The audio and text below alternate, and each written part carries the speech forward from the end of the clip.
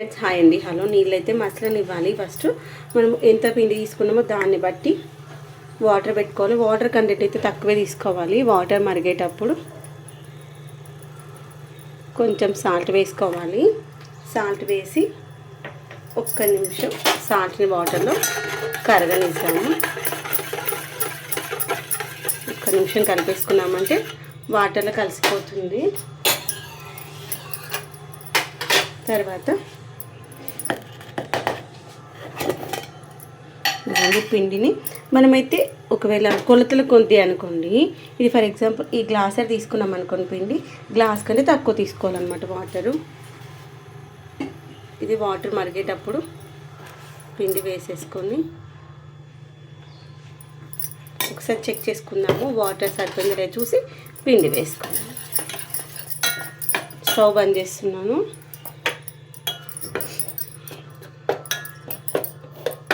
ఇంకా కొంచెం పడుతుంది, సరిపోతుంది. ఇది మనకి 2 మెంబర్స్ని ఫుల్ ఫ్లెడ్జ్డ్గా తినవచ్చు అనమాట.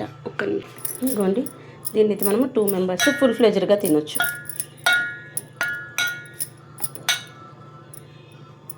ఇట్లా మంచిగా కలిపేసి ఒకసారి పొడి పిండి వాటర్ అంతా మిక్స్ అయ్యేలాగా ఒకసారి మిక్స్ చేసుకుంటే ఇదిగోండి పిండి ఇలా ఉండాలి. కరెక్ట్గా సరిపోయింది తెలుసా. దీన్ని మూత పెట్టేసుకుని ఒక 5 నిమిషాలు పక్కన పెట్టేసుకున్నాము. మూత పెట్టేసుకొని పక్కన పెట్టేసుకున్నాము. ఇదిగోండి నిన్న పెట్టుకున్నటువంటి జొన్న దోశ చూద్దాము. ఇదిగోండి ఇవి ఎగ్స్ అనమాట. ఎగ్స్ అయితే ఫ్రిడ్జ్లో పెట్టడం మానేసి చాలా రోజులైతుంది. ఇలా గిన్నెలు పెట్టేస్తున్నాను. వాటర్ తాగిస్తున్నాను. దాన్ని చాలా నీళ్ళు పోసుకొని గ్లాసులో నీళ్ళు పోస్తాను చూడండి. ఇదిగోండి పిండి చూద్దాము. మంచిగా పర్మనెంట్ అయింది. కానీ మనమైతే నైట్ కోసం అన్నమాట దోశ, సాఫ్ట్ దోశ కది చూసారా.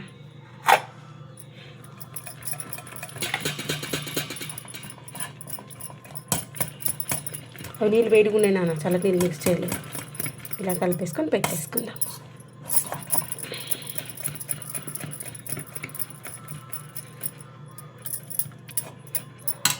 ఓకేనా. ఇదిగోండి పిండి తడిపిన తర్వాత ఇలా వస్తుంది అనమాట. మనము వాటర్ వేయకముందే ఇలా ఉంది. దీనికి కొంచెం చేతికి వాటర్ అద్దుకుంటూ చిన్న డోర్ దగ్గర వేసుకున్నానా ఇలా మంచిగా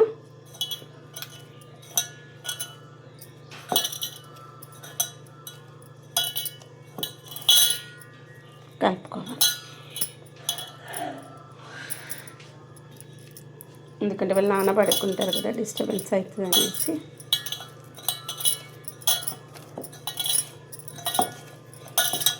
ఎక్కువ క్వాంటిటీ అయితే కొంచెం వెడల్పుగా ఉంటుంది. ప్లేట్లోకి కానీ బేషన్లకు కానీ అట్లా తాంబరంలోకి కానీ వేసేసుకొని కలుపుకోవాలి. ఇక్కడ ఎంత మనకి 3 రొట్టెలు అయితే అంతకుమించి ఎక్కువ ఏం కాదు. అఖిల్ తిన్న తర్వాత మిగిలింది నేను తినేస్తున్నా అంటే అయిపోతుంది.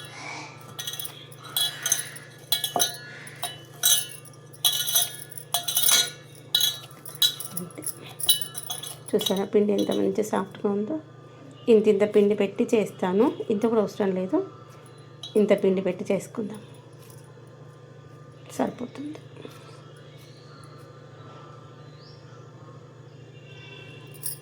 ఫ్రెండ్స్ ఇప్పుడైతే జొన్న రొట్టె అంతకు పూరి ప్రెస్లో చూపించాను కదా. ఇప్పుడు పూరి ప్రెస్ కాకుండా నార్మల్గా కవర్ పైన ఎలా చేస్తారో చూపిస్తాను. నెక్స్ట్ టైం క్లాత్ పైన కూడా ఎలా చేసుకోవచ్చో చూపిస్తాను. సరే క్లాత్ పైన ఇప్పటినో అనుకుంటున్నాను ట్రయల్ చేద్దామని. ఒకరెవరో చేయంగా చూసా యూట్యూబ్లోనే. అంతకుముందు ఎప్పుడు క్లాత్ పైన చేయంగా చూడలేదు. అప్పుడు అనిపించింది కవర్ని కూడా ప్లాస్టిక్ని కూడా అవాయిడ్ చేయాలనుకుంటున్నాను కదా, అది కూడా బాగుంటుందేమో అనిపించింది. ఇదిగోండి కొంచెం చేతికి ఎలా ఒక గిన్నెలో వేసి పెట్టుకున్నాం అనుకోండి మనకి ఈజీగా ఉంటుంది. క్యాన్ల కోయిల్ కాకుండా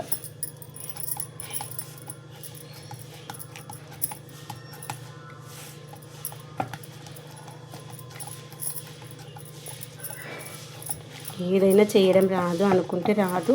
4 సార్లు ట్రై చేస్తే అదే అసలు ఎందుకు రాదు చెప్పండి. పుట్టుకతోనే మనం నడక నేర్చుకున్నామా? లేదు కదా. పడుతూ లేస్తూ దెబ్బలు తాకించుకుంటూ నేర్చుకున్నాం కదా. పని కూడా అంతే అన్నమాట. ఏదైనా ఒక జాబ్ చేస్తున్నాము, ఒక ప్రాజెక్ట్ చేస్తున్నాము అంటే ఆ ప్రాజెక్ట్ అంత ఈజీగా సక్సెస్ వస్తుందా? రాదు.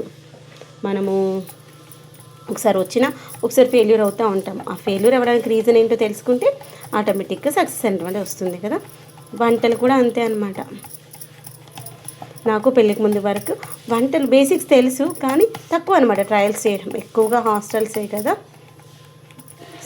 డిగ్రీ అయిపోయాక ఎంఎస్సి నుండి హాస్టల్, ఎంఎస్సి 2 years హాస్టల్, తర్వాత జాబ్ చేసేటప్పుడు 5 years హాస్టలే, ఇంతకుముందు ట్రైనింగ్ కోసం 1 year హాస్టలే. అలా మొత్తం హాస్టల్సే ఉండడం వల్ల వంట మినిమం బేసిక్స్ తెలుసు, కానీ తక్కువ అనమాట వంటలు చేయడం.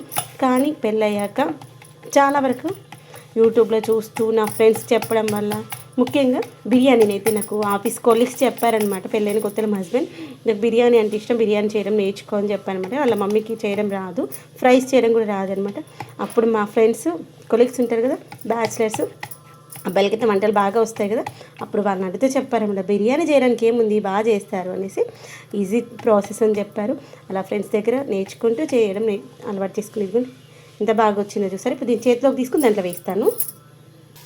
ఇదిగోండి వేసాను, కానీ కొంచెం ఉబ్బినట్టుగా వచ్చింది. కొంచెం కాలిన తర్వాత తీసేస్తాయి. ఇప్పుడు పచ్చిగా ఉన్నప్పుడు డిస్టర్బ్ చేయొద్దు, కొంచెం కాలిన తర్వాత డిస్టర్బ్ చేయాలి.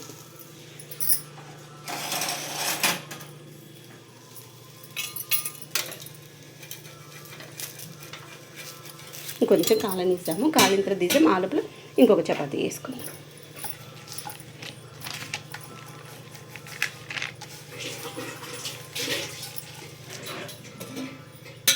సేమ్ అంతే ప్రాసెస్. ఇంకొంచెం తక్కువ తీసుకున్నాం పిండి ఇంతకుముందు కంటే.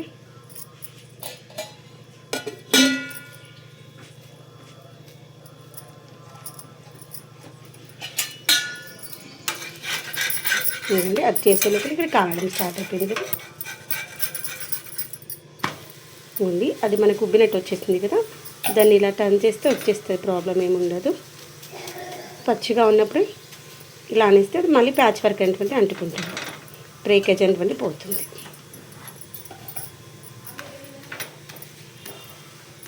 ఇలా ప్రెస్ చేస్తూ ఉంటే వచ్చేస్తుంది.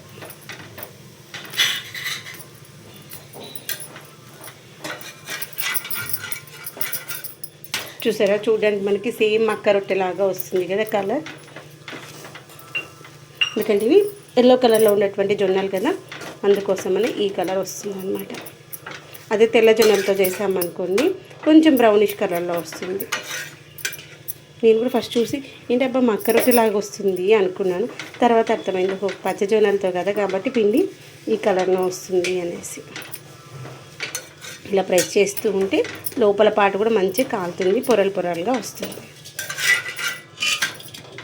ఇక్కడ మనకు కొంచెం పచ్చిగా ఉంది కదా, అక్కడ మనకు ఫస్ట్ ఫ్లేమ్ పెంక కానకుండా ఉంది కదా, దాన్ని ఇక్కడ కొంచెం ప్రెస్ చేస్తే అక్కడ కూడా మంచిగా కాలుతుంది. చూసారా, ఇలా మంచి ఎడ్జెస్ని మంచిగా కాల్చుకోవాలి. ఇప్పుడు ఇంకా కాలనిద్దాము, ఆ లోపల ఇంకోటి చేసుకుందాము, ఎందుకంటే క్రిస్పీగా కావాలన్నమాట. కాబట్టి ఇప్పుడు ఇది మంచి కాలి లోపల మేము ఇంకొక చపాతీ తీసుకుని చేతి కొంచెం ఆయిల్ అప్లై చేసుకొని కవర్కి అప్లై చేసుకోవాలి, ఎందుకంటే కవర్కి అంటుకోకుండా రావాలి కాబట్టి. ఇంకొకసారి ఇంకో ప్రాసెస్లో చూపిస్తాము. మనకు ఏ ప్రాసెస్ ఈజీ అనుకుంటే ఆ ప్రాసెస్ని ఫాలో అవ్వచ్చు.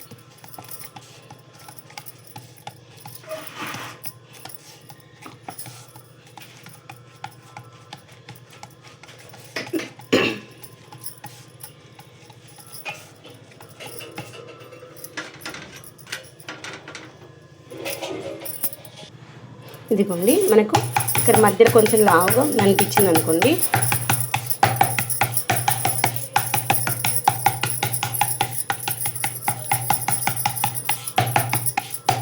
ఇట్లాంటి వచ్చేస్తుంది చూడండి, ఇప్పుడు క్రిస్పీగా వచ్చేసింది. దీన్ని కూడా ఇదిగోండి ఇలా అంటే చేత్తో వచ్చేస్తుంది. నేను ఇప్పుడు చేత్తో ఫోన్ పట్టుకున్నాను కాబట్టి కష్టం అవుతుంది, చేతిలోకి తీసుకున్నాక చూపిస్తానండి ఈసారి. ఇదిగోండి ఇలా చేతిలోకి తీసుకొని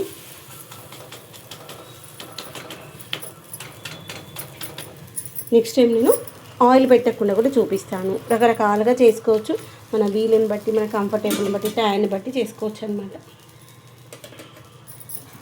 దీనికైతే కాంబినేషన్ చిక్కుడుకాయ కర్రీ అనమాట, గింజలున్న చిక్కుడుకాయ కర్రీ. 4 రొట్టెలు అయితే అనుకున్న కరెక్ట్ 4 వచ్చాయి. అఖిల్కి 2, నాకు 2. ఇంకా నాకు ఇది బ్రేక్ఫాస్ట్, లంచ్ అయిపోతుంది.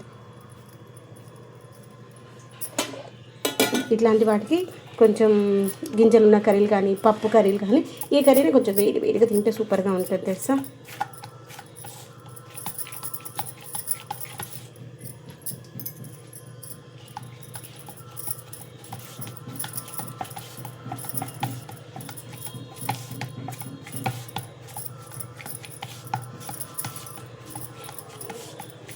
తర్వాత పిండి పట్టించుకుని చాలా రోజులు స్టోరేజ్ పెట్టుకోవద్దు.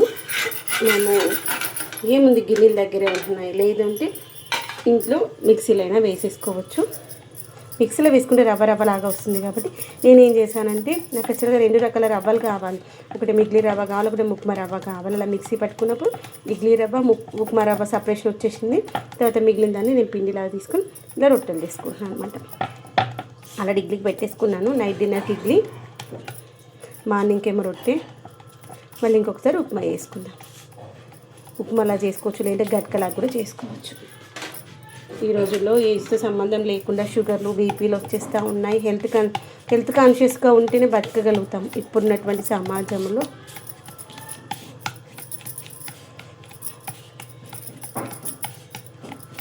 ఈ జొన్నలు కూడా రైతుల దగ్గర కొనుక్కుంటే బాగుంటుందేమో అనిపిస్తుంది.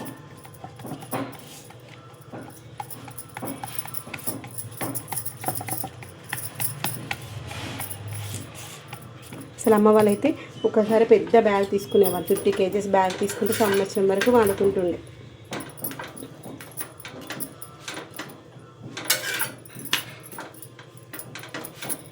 నాకు ఇప్పుడు గుర్తుకుంది, ఒకసారి ఇంటి పక్క వాళ్ళకి జొన్నలు పట్టిస్తారన్నమాట, తీసుకొచ్చారు.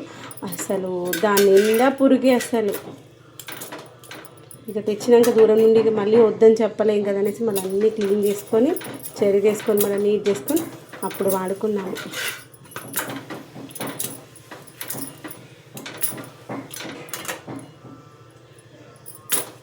ఏంటి అట్లాంటి వాళ్ళందరూ మాకే దొరుకుతారా అనిపిస్తారు. మంచిగా మర్యాదగా ఉంటే బతకలేనేమో అనిపిస్తుంది.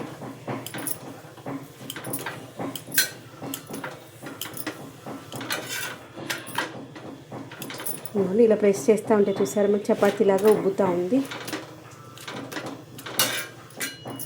పైన వాళ్ళు కూడా రొట్టెలు చేస్తున్నట్టున్నారు. ఈ మధ్య మ్యాక్సిమం రొట్టెలు అందరూ చేసేసుకుంటున్నారు.